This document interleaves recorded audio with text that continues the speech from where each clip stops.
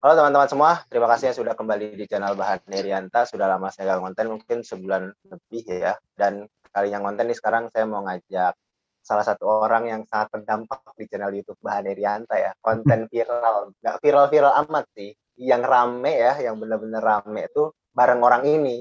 Jadi apa salahnya ya ngajak orang ini lagi, ditambah memang orangnya sangat luar biasa berwawasan, sangat luar biasa berilmu lah ya, berpengalaman apalagi. Jadi ya baiknya kita ajak-ajak sharing lah. Siapa lagi? The only one, Bang Gifaris Pasca Irhamsyah. Oke, Bang, Assalamualaikum Bang, sehat? Waalaikumsalam, alhamdulillah sehat, Bah. Ya, Semoga Abah dan keluarga juga sehat semua ya. amin, amin, ya Allah. Ya, jadi ini sekarang kita mau jawabin pertanyaan-pertanyaan yang masuk ya Bang. Jadi Alhamdulillah sekolah kepemimpinan itu sudah masuk ke generasi ketiga. Dan generasi Oh, ketiga ini iya. ada 7 orang lagi ya Bang ya. 7 orang lagi dan 7 orang ini mengajukan pertanyaan-pertanyaan kita berdua nih Bang. Khususnya sih ke Bang Faris sih. Dan menarik sih kayaknya kalau ini dikontenin sekalian gitu kalau bahannya. Jadi ya lumayan lah ya. Jadi manfaat lah ya. Utamanya jadi manfaat dulu untuk teman-teman yang bukan di luar Sektim. Oke Bang, ini pertanyaan pertama dari Alifah Ananda. Ipeh ya, Ipeh kalau misalkan kita manggilnya. Ya, betul. Pertanyaannya adalah kepribadian seperti apa yang membedakan seseorang yang mempunyai jiwa pemimpin dengan seseorang yang belum mempunyai jiwa pemimpin. Nah, Bang, bisa Bang dijawab Bang, silakan. Ini gimana nih? Oke, iya benar. Ini sebenarnya pertanyaannya bagus karena perlu kita sama-sama pahami bahwasanya setiap orang itu pasti punya jiwa leadership gitu, menjadi seorang pemimpin. Hanya memang ada beberapa orang mungkin sebetulnya belum dilatih aja gitu. Jadi belum dilatih. Jadi sifat leadership itu sesuatu yang sebenarnya akan terus berkembang gitu ya. Dan ke depan gitu ya, mengikuti perkembangan zaman pun cara kita memimpin ataupun mengelola anggota misalnya gitu ya, atau orang yang akan kita pimpin itu akan berubah juga. Nah, bagaimana sih membedakannya kayak gitu? Saya mengutip dari salah satu buku yaitu buku Self Driving yang ditulis oleh Profesor Renat Kasali ya, yang kebetulan adalah itu mentor saya. Di buku ini sangat bagus sih karena dia mendefine bagaimana sih kita membedakan orang yang sebenarnya punya jiwa pemimpin sama yang belum ya. Jadi bukan tidak tapi belum aja gitu. Jadi ini sesuatu yang bisa dilatih sekali lagi kayak gitu. Nah, kenapa sih akhirnya kita sedikit dulu nih, kenapa sih akhirnya kita perlu mulainya itu dengan kita bisa memimpin diri sendiri kayak gitu. Jadi dimulai dari situ gitu. Ketika kita bisa memimpin diri sendiri, pasti kita bisa memimpin yang lebih besar lagi gitu ya. Misalnya memimpin orang lain gitu, teman kita gitu ya, mungkin adik kita misalnya. Kemudian kita mungkin masuk juga ke kelompok yang lebih besar gitu, di satu organisasi, di satu perkumpulan misalnya. Akhirnya kita bisa mendorong dan menggerakkan organisasi tersebut dan kita bisa ke grup yang lebih besar lagi itu entah kota kita gitu ya, entah negara kita itu bisa kita drive ataupun kita pimpin gitu ya. Nah itu tahapannya seperti itu. Jadi ketika kita mungkin punya cita-cita ingin jadi seorang pemimpin perusahaan, kita ingin menjadi pemimpin startup, mau menjadi kepala daerah misalnya, atau bahkan jadi presiden ya, kita doakan yang nonton adalah Amin, salah satu amin. calon presiden ya. Nah itu penting dulu untuk memulai dan punya namanya self driving. Nah, tadi bagaimana membedakannya? Kita menganalogikannya dengan ketika kita sedang misalnya berkendara, kayak gitu. Misal gitu ya, saya dan Bahana, terus ada beberapa teman-teman lain di sektim, misalnya ada Fikri, ada Paul misalnya. Anggaplah saya drivernya gitu ya, Bahana ini jadi passengernya gitu. Nah, ada banyak tugas seorang driver sebetulnya. Yang pertama nih, yang jadi pembedanya driver itu harus mengemudikan kendaraan gitu ya. Kita nyetir gitu ya. Sedangkan passenger itu ya udah tinggal duduk manis gitu ya. Terserah gitu ya gimana karena nggak perlu dia diem nggak melakukan apapun mobil nggak ada pengaruhnya sebetulnya gitu ya nggak ada pengaruh yang spesifik tapi ketika kita menjadi seorang driver kita yang megang kendali nih bagaimana mobil ini melaju mau kemana itu yang menentukan adalah drivernya jadi kita harus bisa memegang kendali diri kita gitu atau nanti memegang kendali kelompok yang lebih besar kemudian nah tadi karena kita yang nyetir kita yang harus tahu jalan bukan gitu ya Betul. nggak mungkin kan yang nyetir yang justru nggak tahu nih harus kemana gitu ya nah, makanya penting gitu ya Nyasar orang yang nanti. punya jiwa pemimpin pasti tahu gitu dia mau kemana betul jangan sampai nyasar jadinya dia harus tahu tujuannya sedang passenger ya bahkan ya udah gitu dia nggak tahu pun nggak masalah gitu ya walaupun mungkin ada juga passenger yang kalau di dalam teorinya sendiri ada misalnya good passenger gitu ya, ada yang mau bantu untuk navigasi gitu ya, pakai Google Maps atau Waze Oke. misalnya kan. Ya. Nah, tapi driver itu yang harus tahu gitu. Nah, ketika kita mengetahui jalan, berarti kita sudah udah punya nih. Kita kita nggak mau tuh, kita mau ngaturnya nih. Kita yang punya kendaraan ya, kita yang tahu juga harus tahu juga jalannya. Nah, kemudian yang ketiga adalah kalau driver nggak boleh ngantuk gitu ya. Dia harus fokus gitu ya. Dia harus memperhatikan jalannya seperti apa, berlubang atau enggak gitu ya. Terus apakah harus nyalakan lampu kalau misalnya malam hari gitu ya, atau enggak gitu kalau di Oke. siang hari. Kita harus tahu apa rambu-rambu yang ada gitu ya. Karena kalau kita nggak mematuhi jelas kita akan ditilang misalnya gitu ya kalau lagi apes kayak gitu. Sedangkan gitu ya, kalau passenger ya terserah mau tidur, mau main HP, mau kerja juga bisa gitu ya from Iya. mobil gitu bisa ya, anggaplah gitu. WFC. Kayak gitu. Jadi betul. Jadi bisa di mana aja gitu kalau passenger, tapi kalau driver nggak boleh gitu. Makanya yang membedakan adalah seorang driver atau yang punya jiwa kepemimpinan itu adalah dia akan fokus dan disiplin gitu. Dia harus tahu bagaimana aturan mainnya gitu istilahnya. Dan terakhir, orang yang punya jiwa kepemimpinan akhirnya dia akan merawat kendaraannya gitu sebagai seorang driver atau merawat dirinya sendiri. Dia paham bahwasanya dia harus terus mengembangkan diri.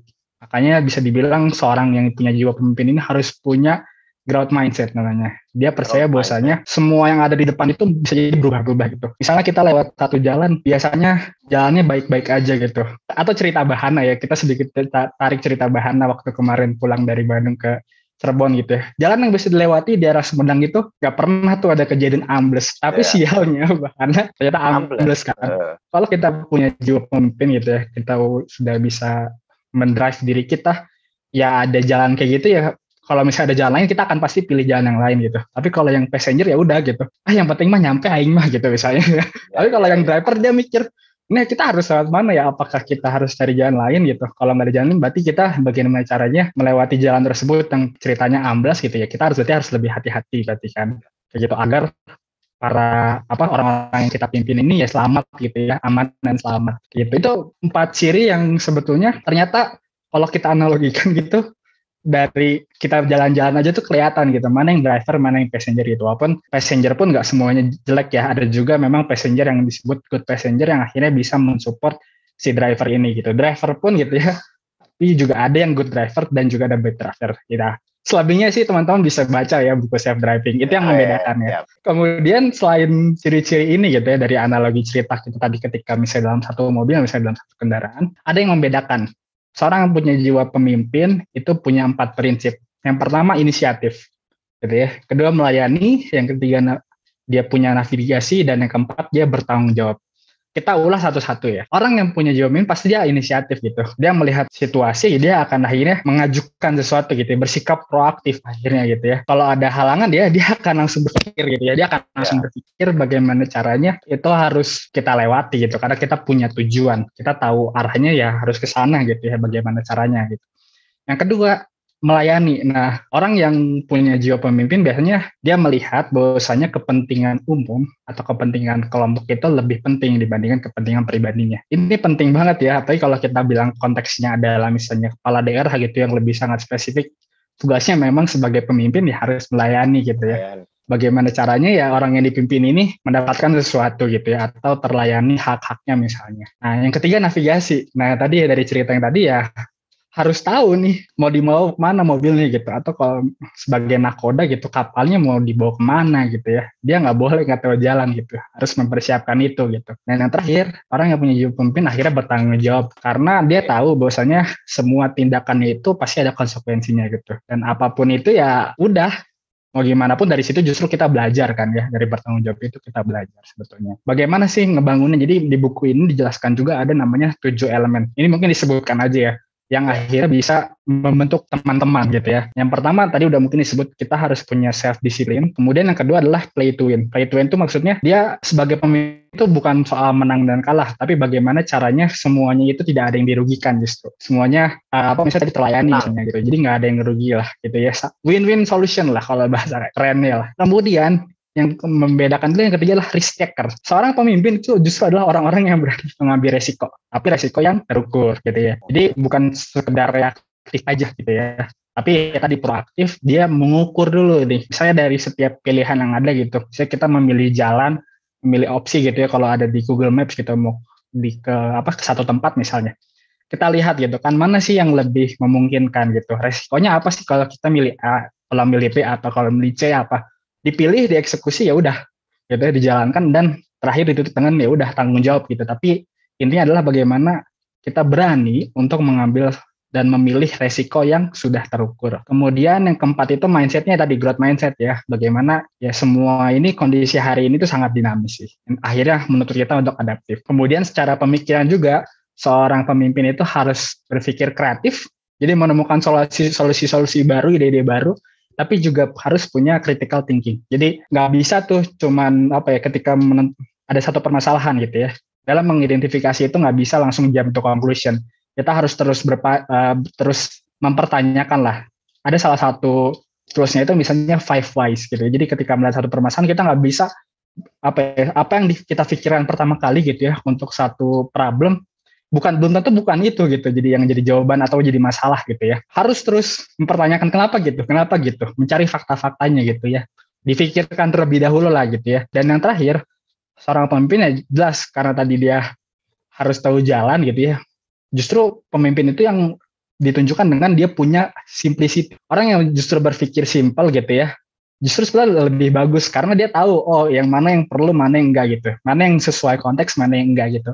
Kalau yang sekedar plek-plekan gitu ya, istilahnya misalnya kerjaan tugas tuh ya, ada yang pengen semuanya ditulis, tapi belum tentu yang ditulis itu justru dibutuhkan gitu dan belum tentu menjawab persoalan gitu. Tapi bisa jadi misalnya cukup dengan satu halaman kita bisa menjawab persoalan gitu. Kalau dibandingkan nulis 3 halaman gitu, tapi ternyata secara value lebih besar yang satu halaman karena itu simple dan justru menjawab persoalan kayak gitu. Jadi itu beberapa mungkin yang bisa dibilang sebagai kepribadian atau karakter atau sifat yang perlu dimiliki gitu, dan akhirnya itu mendefine dia adalah sosok pemimpin sih sebetulnya.